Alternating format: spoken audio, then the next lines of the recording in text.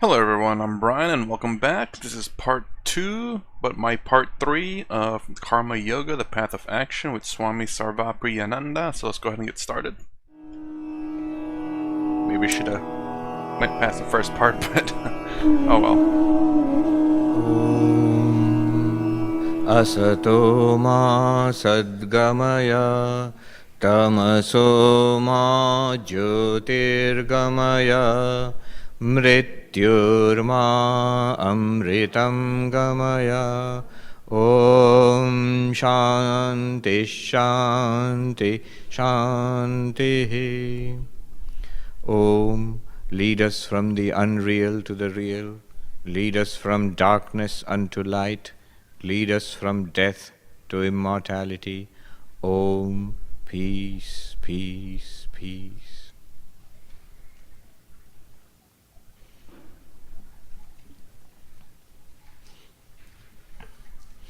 See, from a Vedantic perspective, this whole idea of karma and samsara, it proceeds like this. That we are not aware of our infinite nature. This not being aware of our infinite nature, our divine nature, this is called ignorance. Not being aware of this infinitude, this completion, this purnatva, this ignorance, it makes us feel incomplete. We automatically feel incomplete. And therefore we reach out into the world, into what appears to us, to complete ourselves. Actually, nothing in the world can complete us, nor do we need to reach out into the world. But we reach out into the world to complete ourselves, and this reaching out is karma. We do something for fulfillment. And as we do something, the results, we set in motion this law of karma, cause and effect. We do things, good and bad, and it leads to results, good and bad. And once the results are there, once we have got stocked up our karma, it is not exhausted in one lifetime. It will lead to other lifetimes. And as we get the results of our past karmas in other lives, we are constantly accumulating new karma, which leads to further lives. And depending on the mixture of karma, good or bad, our lives are pleasant and unpleasant, usually a mixture of both. So human life is conceived of as being a mixture of the pleasurable and the miserable, sukha and dukkha. There are conceivably higher lives, higher in the sense much more pleasant lives. So those are the various heavens which spoken about in Hinduism. There are lives which are much more miserable. There are the various hells spoken about in Hinduism. And none of these are eternal. You don't go to an eternal, these heavens and hells are not eternal heaven or hell. You go there, the results of past karma are upon us, we enjoy or suffer as the case may be, and once those effects are gone, we are back to a kind of mixed existence, which is this life. So this is called samsara, and it goes on. And this is not good news. Yeah. The good news in one sense is that actually we don't die with the death of the body. So samsara, is it the going up the different levels of heaven and hell and the reincarnation? We do exist, but that itself is not good news because it's prolonged. Then you get another body, another limited existence. If you've really struggled and been a good person, that next existence will be a better one than this. But that's also limited. That also comes to an end. And that's also intrinsically not satisfying.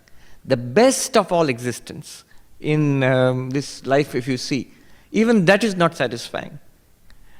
If you conceive of it, I was just thinking about, I mentioned it last year, before I set out on my summer tour, two tragic events occurred in Manhattan. You know, the greatest chef, Anthony Bourdain, he committed suicide. Just a few weeks earlier or afterwards, this great fashion designer, Kate Spade, she killed herself, both in Manhattan. Now think about it. The most happening place in the whole world. We're proud of being New Yorkers and Manhattanites. Or what do we call ourselves? Manhattanites? Or? And there...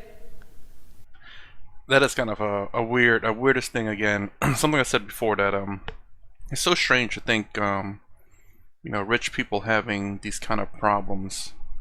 How I'm sure both those people, I don't know what the situation is, but they don't have like money problems, but yet they still have problems. I mean, I understand, but it's just kind of weird to think about when you think let's say when you come from a not rich place, you're like, man, if you just had money, most of your problems will be solved, but it's not true. But at the same time, you know, it all depends on, I guess, the person and the life that you lived. I mean, I'm sure if it was a different person in their same situation, they'd be perfectly fine. I'm not exactly sure again what happened with those two people, why they did that, but it is just to say that money won't solve everything, obviously. It'll solve a lot of things. It'll solve a lot of things. But there are just a few things that you have to, how do I say, you have to have right within yourself.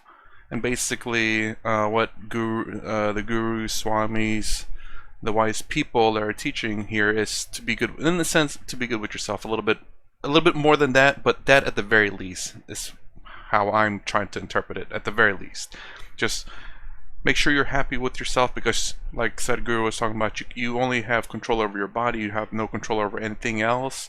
Make sure that you're good with yourself. That way, when you become successful externally, that you don't have these internal problems. And I'm sure maybe these two people had some internal problems, because I don't think they had external problems necessarily. I mean, they could have done bad things. I don't know. But make sure you're good with yourself first and foremost. And there, the highest possible, a dream of success, the best possible life. You are at the top of your career, and not a boring career, not drudgery, creative.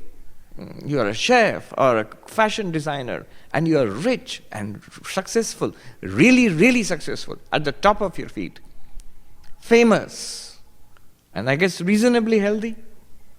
Then why would you kill yourself? Clearly, there was some unhappiness in each case. And it's not limited to those people. I'm saying, giving those examples as they would be on paper, at least what might call realistically expected perfect life. And yet it shows that also can be infected with such deep unhappiness and misery that one might want to kill oneself. So all of this life is infected with a kind of dissatisfaction. So one seeks to attain real, deep, lasting peace and satisfaction. We have been trying all our lives without success. We try in everything, in wealth and physical health and fame and building organizations, getting degrees, in all sorts of ways. We try in this world to attain some kind of happiness. And we have been trying, each one of us in our own way, until today, for the last 20, 30, 40, 50, 60, 70 years of our life. And clearly, we can't honestly say that, yes, I've got it. Because I have got that which the Gita says, by attaining that, nothing greater remains to be attained. By being established in which, even the heaviest of sorrows cannot shake one. Have I got that? The religion claims, spirituality claims, such a thing is possible. That is the claim of spirituality. That it is definitely the desire of our hearts. There's no doubt about it. Nobody doubts it. We may settle for less. We may think, I am very wise and I become mature and I realize the world is like this, although there is no permanent happiness, there is no deep happiness. It's mostly horrible. And I have to sort of blunder through this world somehow, make the best of it. Whoa, I don't think the world is mostly horrible. I think it's mostly good. And there are some horrible aspects and people in it. And going earlier about the spirituality, I do believe that. I do believe people who are spiritual or religious, good people who are spiritual and religious, who kind of give themselves up to their faith in religion, I think tend to be happier. And I think I've heard a study say that. Because they don't question necessarily everything. They don't necessarily, I guess, fight back in a sense. They kind of accept things and say, well, that's how God wanted it to be. So basically they just live life. They accept the good and the bad and say that's how it's supposed to be. And they try to, I think they try to do better, or try to turn the bad into good, but accept it nonetheless. But there are people out there who, well, they can't accept the bad and they have to turn into a good, and they struggle so hard and sometimes don't even get success from it and cannot accept the bad. And I think that's the difference. Now, I'm not saying every single person is like this, but I think that's the case of why religious people tend to be happier. Maybe even spiritual. I'm sure spiritual people tend to be happier too, because I guess I'll clump everyone up the people who have a focused way of life, I suppose, spiritual, religious, or a way of accepting, taking responsibility for their actions and actions that happen to them and actions that kind of happens around them. I think because they have this responsibility, that they have more control over their lives. And I think that because of that, they have an understanding of what goes on. Control and understanding. And the basic understanding that I claim is there's two things you can do. You can do something about it, or you can't do anything about it. So if there's nothing you can do about it, then there's no point in worrying, because worrying is not going to make it any better. If you can do something about it, there's two things you can do. You can not do anything about it. That means like, oh, I can do something about it, but I won't. Then you must accept the fact that you chose not to do anything about it, or that you do, and then do something about it. So if you can do something about it and you choose not to, then no point in worrying about it because you chose not to do anything about it. But if you choose to do something about it, then understand how to tackle the situation. Understand that sometimes it's not going to be a quick fix. Sometimes you may not have the tools. Right now, I have my situation. I understand it. It's terrible at the moment because of what's going on around the world. So I just have to, either I can do something about it, or I can wait, because it's not exactly a decision that I necessarily have to do right now. So it's under my control. It's just a matter of whether I want to take action now or later. It's more than likely has to be later, actually, no matter if I want to take the action now or not. But just this understanding, control over yourself, your life, said Guru, and understanding the situation that you're in and that's around you, and knowing what you can and cannot do. Many people sort of think that way. But even those who think that way, if they are offered realistically, there is a chance that you might actually attain deep, lasting peace. You might actually overcome suffering. They would jump at it. Of course, who would not? So this is what spirituality offers. Now, karma yoga is part of this. How do you deal with the problem of karma? Shankaracharya has this equation, avidya kama karma. The whole problem of life is this. Uh-oh. You're too far from the mic. Ignorance, avidya, leading to desire, and leading to karma. In this link, there's a lot packed in there. Ignorance of what, one might ask? You know, ignorance of what? Our actual nature. That we are Brahman, that we are the unlimited, we are ever fulfilled. We don't know that, we don't feel it. That ignorance. How does it become converted into desire? Because I feel unsatisfied. Yeah, you look outwards towards your happiness as opposed to inwards, right? I feel the need of so many things. The moment I think that I do not know my real nature, what am I presented with? When I see the mind and the body. That's my first experience. When I wake up in the morning, what do I experience? My own thoughts, my own personality. Then I experience this body. And through this body I experience the room and the life waiting out there. And that the whole thing is limited, and somehow there are things to be done, there is unhappiness to be avoided, there is some kind of little pleasure to be attained in this world. So that is kama, desire.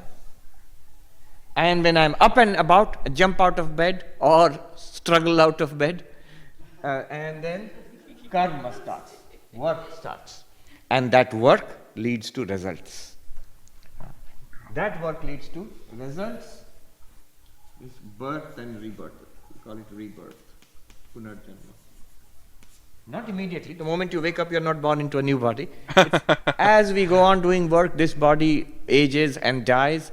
But the subtle body, Sukshma Sharira, you the self with your mind and the subtle body, we'll talk about that. That goes on to other lives and your karma chases you. That account, I think that's why it's called Chase Manhattan. So it follows you around.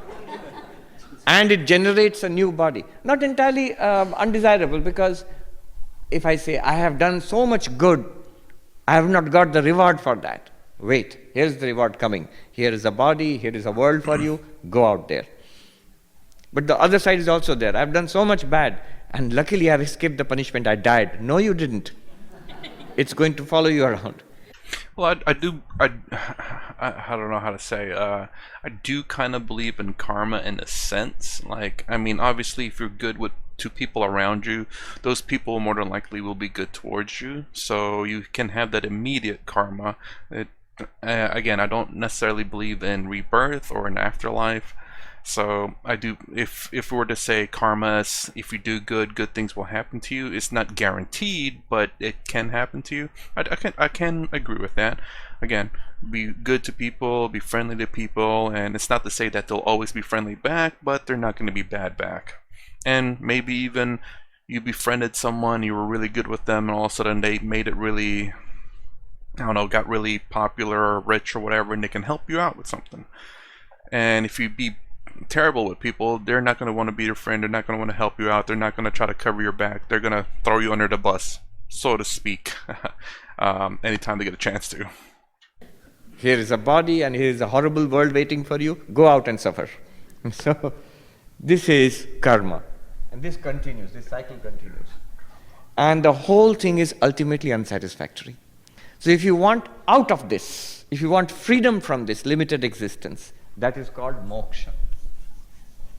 Moksha means liberation, freedom. Freedom from what? Freedom from this. Suffering. In a simplified form, this is the bigger word picture, simplified form, freedom from suffering.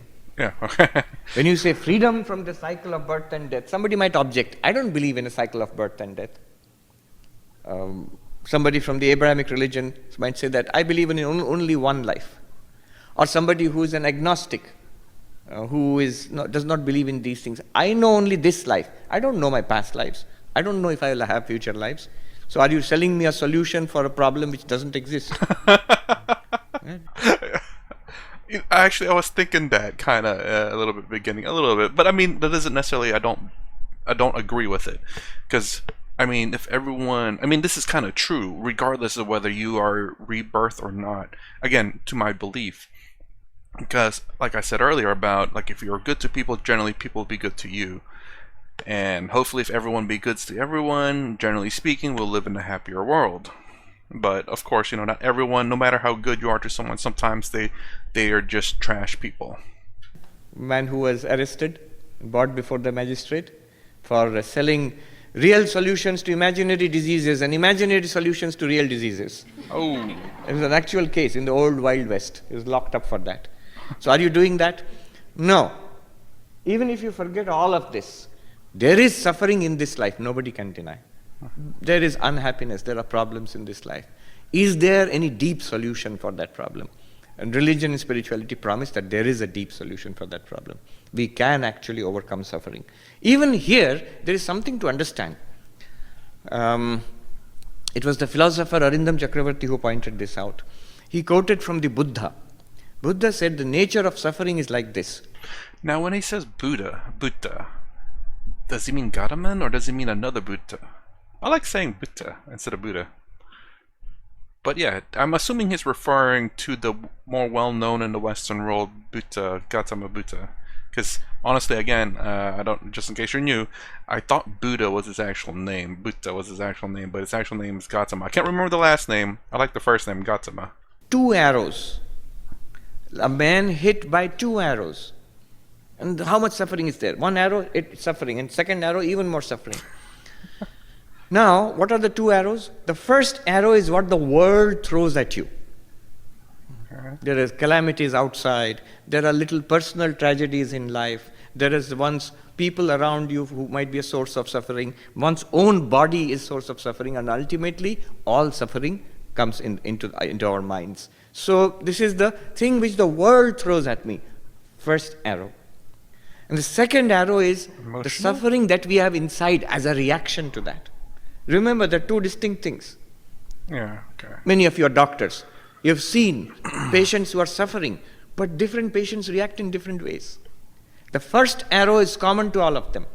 The second arrow is different for each of them. And the real suffering is due to the second arrow. The reaction that is in the mind. Oh, I am lost, I am so unhappy, it's so terrible, it's so horrible. That is the second arrow. That really causes unhappiness. The unhappiness present in our minds. Now the Buddha said, spirituality, what can spirituality do? It cannot remove the first arrow. It cannot remove the first arrow. Sri Ramakrishna, for all his samadhi and visions of the Divine Mother, did he or did he not die of cancer? He died of cancer. Jesus Christ was pinned to that cross, and the physical body at least died. So there was suffering, and there is death. All of that is the first arrow, and it continues. It continues. Even after if you're enlightened, that first arrow will still be there. If you're not enlightened, the first arrow will still be there. But what enlightenment does, what spirituality does, any kind of spirituality, this is a very deep insight by the Buddha. He says it removes the second arrow. And our real suffering is the second arrow. Our real suffering is internal suffering. It's not the happenings of the world or even the body. Notice how Sri Ramakrishna, while dying of cancer, throat cancer, which continued, and the body died. But when Hari Maharaj asks him, are you suffering? And he says, first reaction, yes, there is pain here and I cannot eat. First arrow. Second, when Hari Maharaj says to him, Hari, the young man who later became Swami Turiyananda, says to him, but sir, I see that you are in great bliss. Strange thing to say. I see that you are in great bliss. What did Sri Ramakrishna say? Oh, the rascal has found me out. He laughs. That is not a typical reaction of a dying cancer patient, terminally ill cancer patient. How does he laugh? Because the second arrow has been removed by something he has found. He may call it the Divine Mother Kali or the Atman, whatever it is. So that's what this whole Karma Yoga, Bhakti Yoga, Raja Yoga, Jnana Yoga all aims at, removing the second arrow. Remember, not the first one. I was in Arizona State University in July, and they were organizing a seminar with Mayo Clinic. So it was on mindfulness as therapy. Like mayonnaise?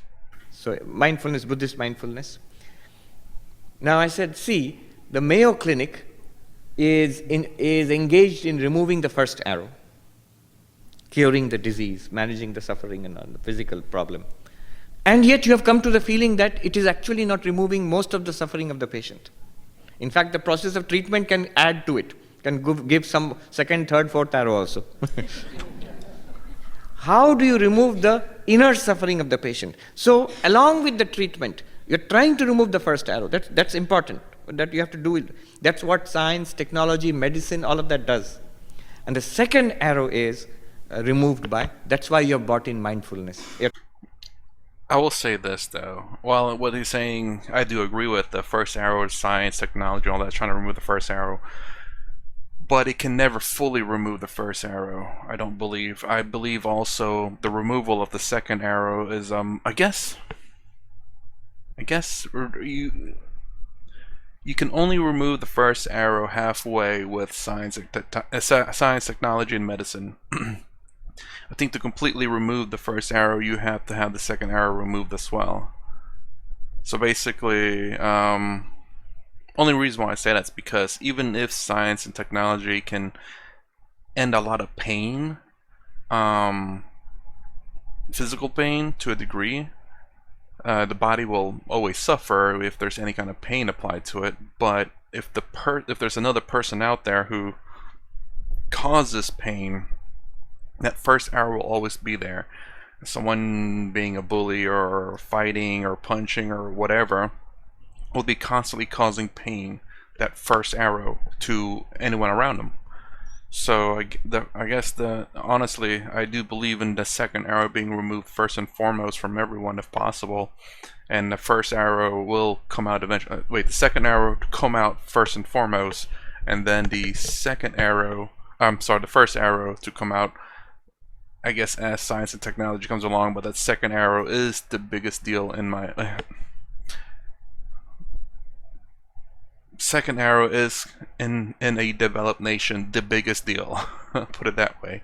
In terms of underdeveloped nation and developing nation, I don't know. I'm sure the first arrow is a pretty big deal, probably even bigger than the second arrow. But whenever a nation has become developed, it seems like the first arrow gets smaller, but the second arrow gets bigger and grows. It's like festering. Thinking about mindfulness. If you combine both, that's a holistic approach to human welfare. First arrow, who will remove? Doctor will remove. Lawyer will remove, maybe. The police will remove. The disaster prevention people or the relief people, they will remove. All the problems, the people who provide services, all the technology we have in the world, all is dealing with the first arrow. And that's important. And the second one is spirituality. Now, there's a lot to be discussed. I will not go into all of that. Let me go straight into the most important thing while we have time. We've got time until 12. So, let me go into the discussion of the practical aspect. How do you practice Karma Yoga? What do you do in Karma Yoga? So, there are these 4 approaches to Karma Yoga. Let me just speak about them briefly.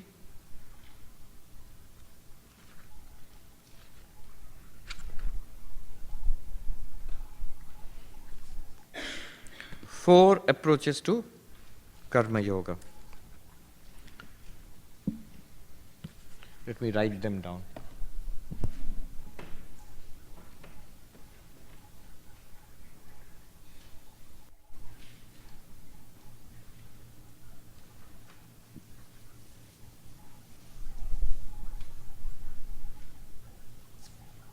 This you may take as the core teaching about Karma Yoga, the core teaching about Karma Yoga.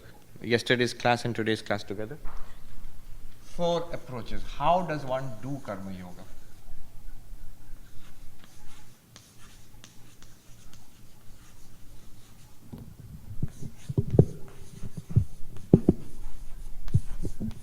Thank you.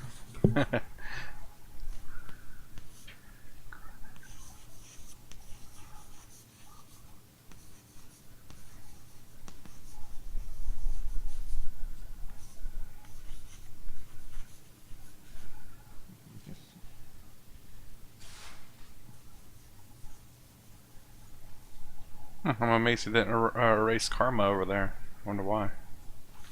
Work as witness.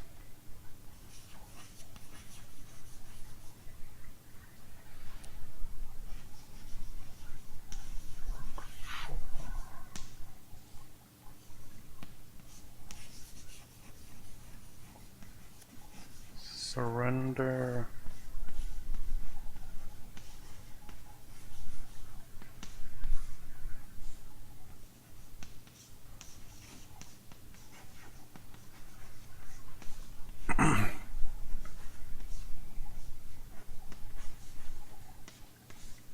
Primarily 2 things. Work as a witness, work for God.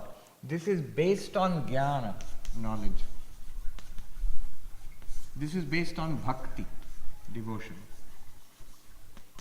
And these 2 additional approaches Swami Bhajananandji has mentioned in his book, so I have added it. So what are these 4 approaches? And one may choose any one of them, or depending on your mood, whichever.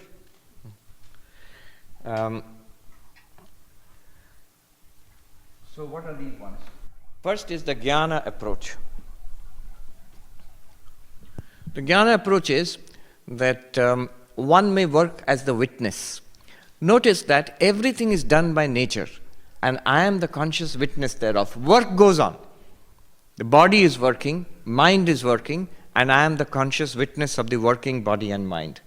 Witness does not mean I will sit quietly. Shankaracharya comments on the Gita verse, the one who sees action in inaction and inaction in action, that one is the wise one, and that one is the doer of all action. Karmanya karmaya pashyet, akarmani cha karmaya, sa buddhiman manushyeshu, sa yukta sa kritsna karma krit. So, in the Bhagavad Gita, chapter 4, 18th verse, a very interesting verse. You see, sometimes in the Gita, there are difficult verses. Suddenly you'll come across a difficult verse with paradoxical language. He said, inaction of inaction is the one that's doer of all actions. I wish you'd explain that part. How is inaction of inaction the doer of all actions? One who wakes in the night time and sleeps in daytime, one who, that one is the yogi, and so on. The one who sees work in no work and no work in work. And Sri Krishna builds up to it. When he's explaining karma to Arjuna, he says there is something to be understood about karma. There's something to be understood about no karma, akarma. And one might think, what is there to be understood about karma and what is there to be understood about no work, work and no work? When you do something, that's work. When you don't do something, that's no work. And Sri Krishna then hits you with this paradoxical statement. Just the opposite. He says, the one who sees no work in work and who sees work in no work, that one truly sees. Now that's a very strange thing to say. It sounds cool, very nice, very philosophical, very deep. But if you rationally analyze it, say, what kind of a silly statement is that?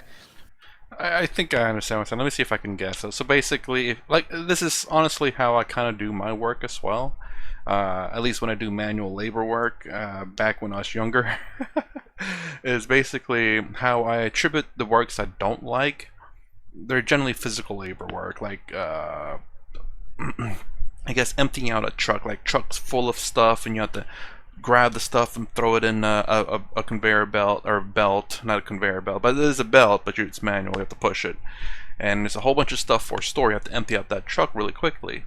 And it's hot in there, you get sweaty, and there's a whole bunch of heavy stuff, and sometimes like liquids break and it's like nasty all over sometimes. But there's generally speaking, there's sometimes heavy stuff there, like a whole bunch of cleaning stuff. So that's really, really bad work. I mean, you have to be really quick, and you have to lift all this heavy stuff. You have to also navigate the stuff. You have to make sure you pull them in the right order, otherwise everything can come tumbling down on you. The way I looked at it, it's like, okay, well, this is my gym. It's like a gym membership. You lift and you push. It's exercise. So any kind of manual labor, I look at it as like a workout. So I think that's what he's talking about, basically, that if you see this work as not work, as in, say, like the example I gave where you're emptying out this truck, if you see it as a workout, you don't have to go pay. You don't have to pay a gym membership. Go to the gym to do it. You can go to this gym membership that you get paid to go to. A wise person should see work as work. When you do something, that's work. When you don't do something, that's no work. And that's common sense. But how is it doing no work is work and doing work is no work? How? So seeing work in no work, when the unwise person, when the ignorant person, when the unenlightened person says, I will give up work, I will give up karma, because it's being told to Arjuna, who wanted to stop doing his duty. I am going to go to the Himalayas and sit quietly. What are you doing? No work. But that is also work. Why? Because there's the doership is still there. Do you remember the 5 factors we talked about? It must be in a living body, there must be a sense of doership, agency, there must be a sense of enjoying or suffering, and there must be a sense of moral obligation, including choice. If all those things are there, and then the cosmic result, all those things are there, then it is karma. Clearly it is karma. Now when I decide, I will not engage in work in the samsara, is it a choice or not? It's a choice. Is there agency involved in it? Yes. Then that's also action. And that puts you in a much worse position. There is a duty clearly presented to me. I have chosen not to do it. For what reason? Under the mistaken notion that by that I will be free of karma. That's also another karma you're doing. And as a serious violation of duty and morality also. Okay, so I was wrong with my guess. So the wise person sees in the unwise person's decision to refrain from work, that is also work. That is also karma. Is this part clear? Why is that karma? Because agency is there. He's willingly choosing not to do something, not to do his duties. For example, a statement, I am fasting.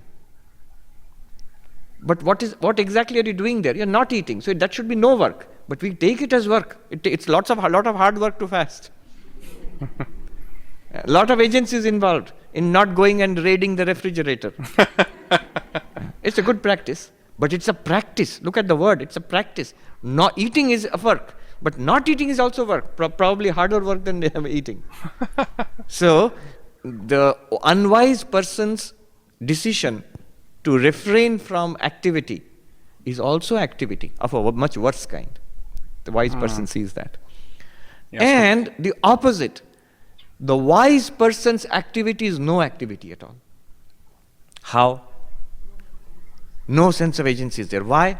Because a wise person sees oneself as consciousness, not as a body-mind engaged in action. Consciousness is aware of the mind thinking, is aware of the senses engaged with the world, is aware of the hands working, the feet walking, is aware of all of that, but clearly sees that I am not doing it. A devotee would say everything is being done by God's will. Rama Richa story is there, the will of Rama. Or nature is doing everything. If a jnani is not in the path of devotion, will not want to talk about God, I am the witness of work being done. As I am the witness of lot of activity in the world, I am the witness of the activity in the body and in the mind. There is actually a state in which one does not feel identified with body and mind. Though the jnani, the enlightened one, may do a lot of action, still can honestly say, I do nothing. But which I? Not body and mind. For the jnani, it's very clear. There's the witness awareness, which is obscured for us. But for that person, it's very clear. From that perspective, I do nothing. I do not suffer from throat cancer also. I don't have a throat. How can I have throat cancer? But the body has cancer or not? Yes. Is there pain produced in the body, physiologically speaking? Yes. Will the body die of cancer? Yes. What about you? No problem at all. So that is the one way of doing it, as a witness. And all action may be engaged in. And Shankaracharya gives an example in the Bhagavad Gita commentary on that verse, which I really liked. I remember when I would cross the river Ganga and go to Belur Math on the boat. You know what the boatmen do? If there is a strong current in the river, because of the tides, there is a strong current in the Ganga. So they're going to go to Belur Math from Kuti Ghat in Baranagar on the other side. So the boatman, Belur Math is directly opposite. You know what the boatman will do? He will aim the boat that way. Because there is the low tide, water is flowing this way. So if you aim it diagonally, it will come this way. You're a pilot, so pilot knows that. If you have the strong crosswinds, you don't actually aim for the runway. You aim this way so that you're blown into the runway. And so what happens is, when you go on the boat, you're actually moving diagonally to Belur Math, and suddenly you get the impression, you get the visual illusion. You are steady, and the monastery is moving, the trees are moving, the temples are moving. It's an illusion. Actually, the boat is moving. and diagonally like this. But you get the feeling the boat is still in the river, and the river bank, everything on the river bank is moving. Buildings and temples and trees, they are all moving. So what? When I read Shankaracharya's commentary on that verse, 18th verse of chapter 4, action in inaction, inaction in action, he says, just as a man crossing a river on a boat feels that the boat is not moving, but the trees on the shore are moving. Similarly is the state of the Ajnani. It is the body and mind and senses which are moving and changing, presented to his unmoving consciousness. But he feels, I walk, I talk, I think, I enjoy, I suffer. Exactly like that. That's why I really like that verse. And the commentary is, if you actually have that experience, and then you see suddenly 1400 years ago, Shankaracharya is mentioning that very experience, you begin to see what they are talking about. Okay, so I was wrong in that guess. So he's basically, as far as I can understand, is the Turiya. You are the witness of the body, the mind, your body, your mind. Well, I guess yeah, your body, your mind. You are not the body, you're not the mind. It is your body, your mind. You own that, I guess, because it's not you. Kind of like how the finger, if you cut it off, is that me? No, it's my finger, my arm, my hand. And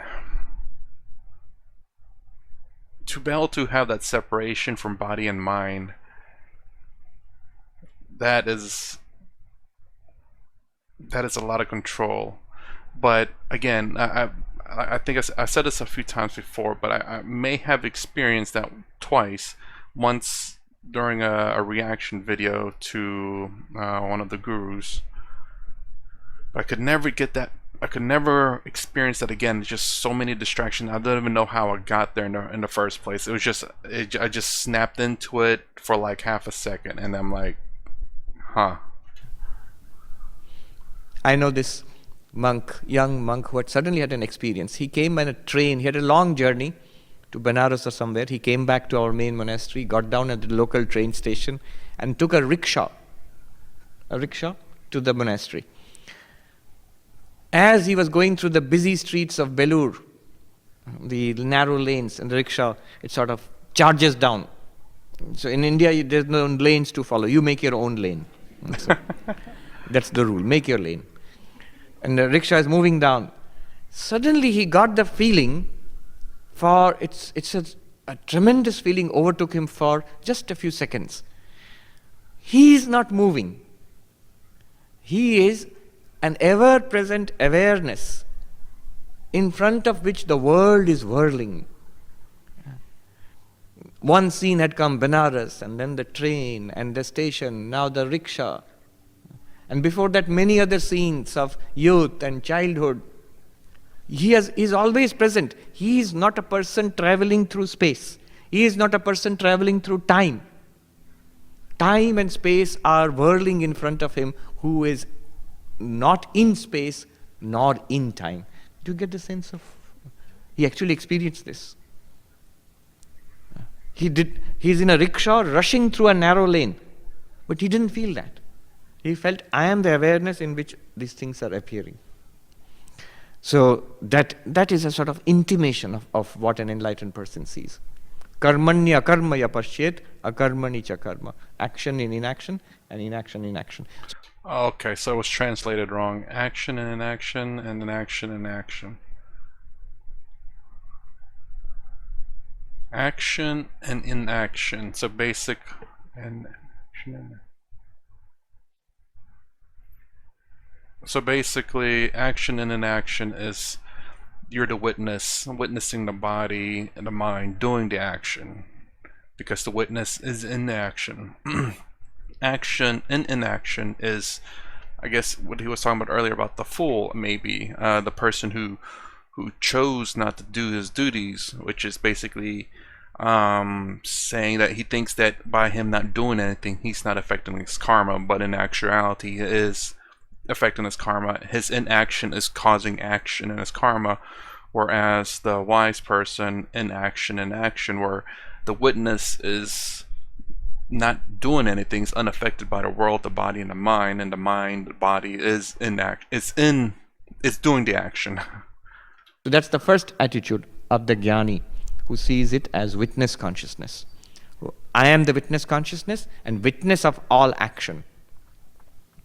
Truly speaking, nature does everything. Everything in this body.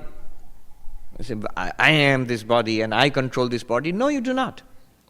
Every bit of action, digestion of food, circulation of blood, the air being taken into the lungs and then pumped throughout the body, everything is done by nature. You say, wait a minute, Swami, I raise my hand. Isn't this my decision? No, not really. From your intention of raising the arm to the actual execution of the task, so many things have taken place in the nervous system and the muscles. One little stroke, right side of the brain, I'll raise my arm. No chance. Physiotherapy. You see, unless nature cooperates with you, nothing can be done in the body. If nature today says, all right, you think you're so great, you're going to run the body, here are the keys, you drive now. So many things. Circulatory system, endocrinal system, digestive system, nervous system. If you are put in charge of all of that, within 15 seconds, 911 call, ambulance has to rush. Starlake. What happened? He tried to run his own body. We don't. It's nature who's a very reliable co-pilot. And the ego says, I am doing all this. So that is samsara. So, nature actually does all of the activities in this body, and I am the witness thereof. There's one shloka in the Gita which is repeated 3 times, which means this thing. Everything is done by nature, by the gunas of nature, sattva, rajas, tamas. And ahankara vimudatma, the self, deluded by the ego, thinks, kartahamiti manyate, I am the doer. And then samsara starts. If you are the doer, you get the result. Yesterday I mentioned, 13th chapter says, Prakrityeva karmani kriyamanani sarvasha. Nature alone does everything. But, and the person who sees this, sees that the self is the non-doer. Again in 18th chapter it is mentioned, the same insight. This first approach to karma yoga is mentioned 3 times in the Gita. The witness consciousness. Another approach, the second one.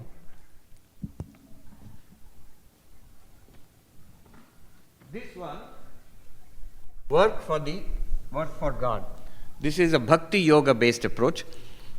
This one is the most common. If you ask what is the way that karma yoga is done in the Ramakrishna order, how do you all do it? Most of us, almost all of us, I think we do it this way.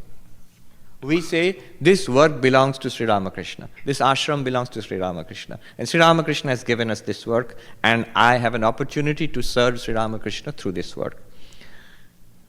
This is my Lord's universe, whichever you put it, my Christ, my Krishna, my Ramakrishna, whatever in form you understand God. And God, it's God's universe. Everybody in this and everything in this universe belongs to God, and I am here to serve. So through my actions, I am worshipping God. I see my Gopala, the baby Krishna, in everybody who comes to me. And as they need, in whichever form I can, I serve them. This is my worship of God. So all my action is transformed into worship. I've told you the story of how in that Lucknow airport once a security guard asked me, please tell us something. I was going to the airport and I was the only passenger, transit passenger. And they frisk you there. They make you stand on top of a box. And then I was the only one there wearing this dress. And so the security guard there said, give us a talk. And I said, now? Yes, tell us something. And then he called everybody else. They had no work anywhere. It was so all these people, they're with guns and everything, both men and women, policemen, policewomen, they're standing around me listening for waiting for the talk. I thought, what do I tell them? And they made me stand on the box to give a talk. And then I told them this. Remember, it was Lucknow, it's Uttar Pradesh. So I said, do you do puja before you leave your house? And the gentleman said, yes. Hanuman ji को फूल चढ़ाते हैं. I put flowers at the feet of Lord Hanuman before I leave the house for my job. And I said, when as each person files past you throughout the day, you check the person, do your job efficiently, politely, and mentally put one more flower at the feet of Lord Hanuman. Each person. And he was so happy with that. He was a delighted smile, a simple man. He delighted smile. He said, "Wah, din bhar Hanuman ji ka puja. Whole day I'll be worshipping God." Yes, your whole life is transformed into a worship of God. Try it. Don't tell people. If you tell your kids, now I'm going to worship God in you, they'll take advantage of you. Remember, I'm God.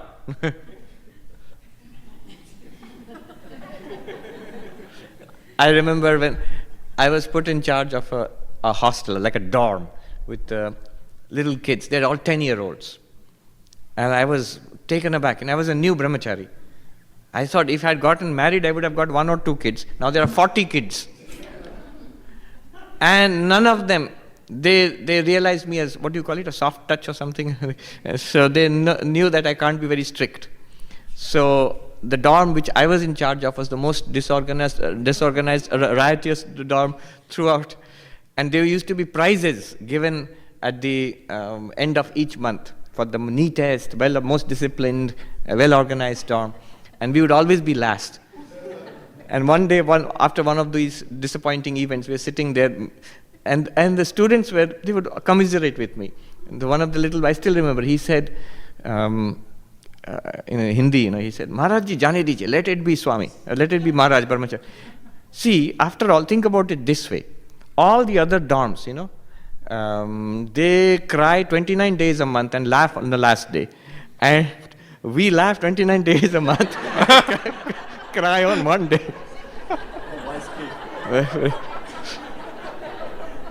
So we are very happy. That kid is smart. You gotta look things in, try to look at the positive in things. So, but the powers that be, the senior Swamis, were not at all happy with my dorm. And I got a lot of scoldings because of the poor performance of the dorm. So I thought I would shame the kids into doing their work. The kids were tough customers. They have to, and it's hard. You have to get up early in the morning and sweep the dorm and things like that. So I would wake them up at 6 o'clock, and the guy is still a little kid. He's still in bed with his face buried in the pillow. I said, "It's your duty. Aren't you going to sweep the dorm?" And he'd look up at me with disgust, and he had a broomstick under the bed. He would reach under the bed while lying on the bed, and he would take out the broomstick and sweep like this and put it back inside. And he would look at me, "Ho gaya na, bas." So one day I decided I'm going to shame these fellows. So I took out the broomstick and I started in front of them, sweeping the dorm. They looked at me puzzled. What is the Maharaj doing?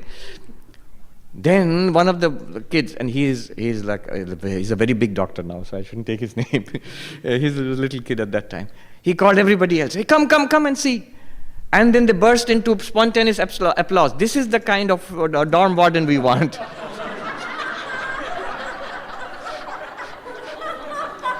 So, who does all our work for us. No.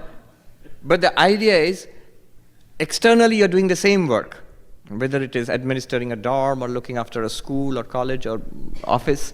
But internally, you have this feeling that God alone exists in all of these beings, and I do.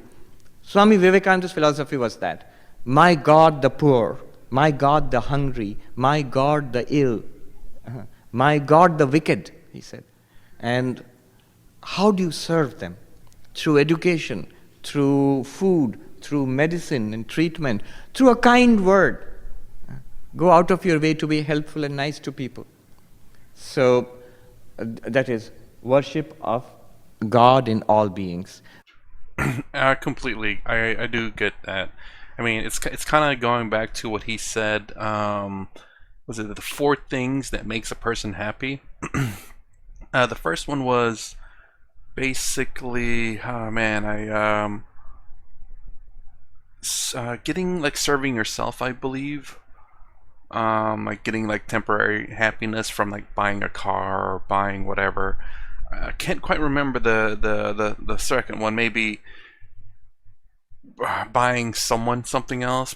First one's probably buying yourself. Second one's buying someone something else. And the third one, I think I do remember, which is to serve people. And it's basically like, helping someone move, or helping someone do their homework, or just helping other people. It's where you get a really strong happiness. It's longer lasting happiness than buying yourself something or buying someone else something. There's the fourth happiness, which is to be in ultimate bliss. So I associate what the number 3 is to work for God or serve God, basically. If you see God in everyone else and you serve them, you're going to be happy serving them because you're serving God, which is what you want to do anyway. So if you see that in serving other people, that you're serving God, then you're going to be really happy. It's not the ultimate happiness, but it's going to be a lasting and more fulfilling happiness. Convert your work into worship. Swami Vivekananda said, never approach anything except as God. Never approach anything except as God. A very powerful formula. People in your life, work in your life, events in your life. Never approach anything except as God. So this is not very difficult to do. These two approaches, though we are calling them Karma Yoga, one is based on Jnana Yoga and the one based on Bhakti Yoga. In fact,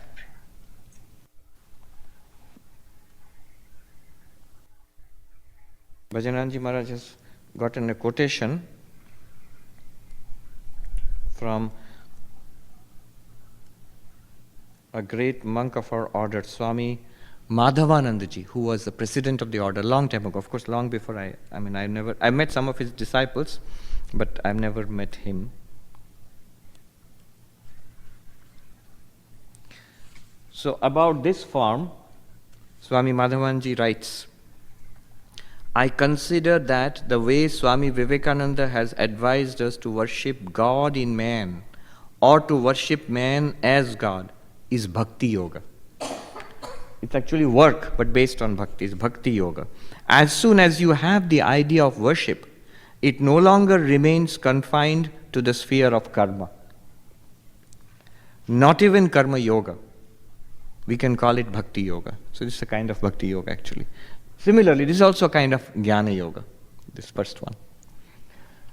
Apart from these two, Swami Bhajananji mentions two other approaches to Karma Yoga. The path of surrender, this is advanced. This is a concept taken from, this Sanskrit word is prapatti, it's a concept taken from Vishishtadvaita, Sri Vaishnava, which is popular in the south of India. There's a huge community. So one of the most advanced practices of bhakti in that path, bhakti means devotion to God, in that path is called prapatti. Prapatti means total surrender. Remember, who can do this?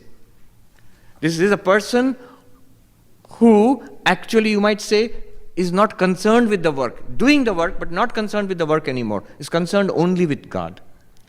These two can be put, Sri Ramakrishna put it in a very simple way. He said, these two, I was talking about these two, hold on to God with one hand and do the work with the other hand. With your right hand, hold on to the feet of the Lord, and with your left hand, do the work in the world. Once the work in the world is finished, hold on to the Lord with both hands. Our problem is, moment the world calls our attention, we hold on to the world with both hands. And then it bites us. Then we suffer. He says, no, first hold on to God, and then when the world asks for your attention, do the work, and then immediately come back. That itself is difficult. We tend to forget. And there are practical hints, like Swami Brahmananda said, somebody said, I forget God in the day-to-day work.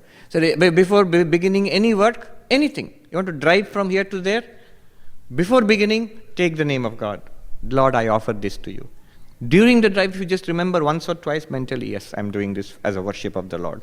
After it is finished, Sri Ramakrishna Arpanamastu. We do that. Whatever work it is, we offer it to the Lord. Then start the next one. The beginning of the work, at the end of the work, in the middle, if you can remember. Yeah. So, hold on to God with one hand, hold on to work with the other, do the work with the other. And when the work is finished, hold on to God with both hands. So this is for 1 and 2, especially number 2. But this is for people who hold on to God with both hands, all the time. But that means the person who actually feels the presence of God. Overwhelmingly, God alone is real to me. The other things recedes to the background. How will such a person do work? Do you know how God does work for such a person? I said, that's very nice. Very nice means what? Then in the condition is that you hold on to God and God alone, not samsara. There are instances of advanced spiritual seekers, devotees. I think Ram Prasad, he used to write his songs all the time, and he was supposed to do accounts, and his boss caught him that we are not finishing your accounts. And then he would find that his accounts are being done. Who does it? Who knows? Divine Mother did his accounts for him. But that means you have to hold on to the Divine Mother with both hands. Say, oh, that's good, then Divine Mother will do my taxes for me. I will not. But then are you completely holding on to God with both hands? So total surrender to God is necessary. Sri Krishna says for such a devotee, only for such a devotee, in the Gita he says, Yoga Kshema Vahamyaham. Yoga Kshema, what does it mean? What does yoga mean here? Here yoga means getting what I have not got. And Kshema means protecting what I have already got. That's what a samsari person does. All the good things in life which I have got, I must protect. All the bad things which I have managed to keep away, they must be kept away. Whether it is any kind of physical trouble, mental trouble, social trouble, keep it away. All the good things, protect it. And more good things are there in life. Get those. That is samsara. Now if I say, I will think only about God, what will happen to my yoga and kshema? This is a special meaning of yoga. What will happen? Sri Krishna says, I will take care of that. I'll take care of it. If you can hold on to God. It's a very good deal, but it's difficult. When you try it, you will see that though you're convinced of the deal, when we try to do it, our minds are so much flowing into the world, but we violate the terms of the deal immediately. When contract null and void, Krishna will say, I will not do it for you. You have violated the terms of the contract. Yoga Kshema Vahamyaham is the motto of, in India, Life Insurance Company of India. Yes, they took it from the Gita. From the Bhagavad Gita they've taken. Yoga Kshema Vahamyaham. So life insurance says, I will take care of. Insurance, very good idea, that I will take care of whatever you need in life. All right. So that is prapatti. Very beautiful idea. Okay, so I don't know if it's going to go to the next one, but I got to pause right here. It's running a little long. And the next part will hopefully be the last one for Karma Yoga. If you like my content, please consider subscribing. Thumbs up, thumbs down below. Thanks for watching. I'll see you in the next vid.